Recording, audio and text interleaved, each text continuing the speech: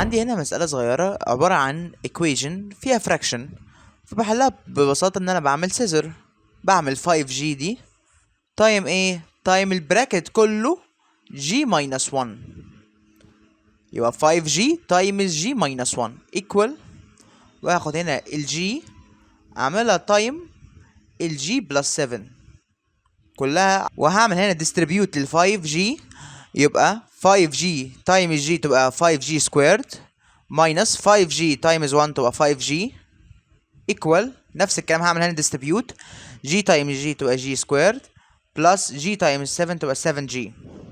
طبعا هاخد كلهم in the same side، ليه؟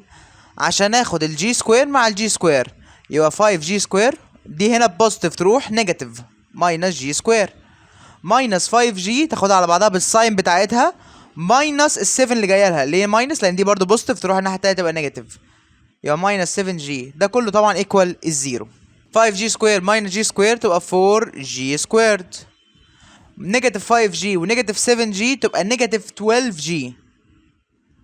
واحد يقول لي اوديها الناحيه التانيه واودي الجي مع السكوير او اعمل ديفايد جي، يعني اقول له غلط، لقيت جي وجي سكوير لوحدهم مفيش حاجه تانيه، باخد الجي كومن فاكتور، هيتفضل لي 4g ماينس 12. هتقول لي جي هنا راحت فين؟ ما انا بقول لك خدتها كومن فاكتور، جي سكوير خدت منها جي فضل جي واحده، والجي خدت منها جي راحت ايكوال زيرو.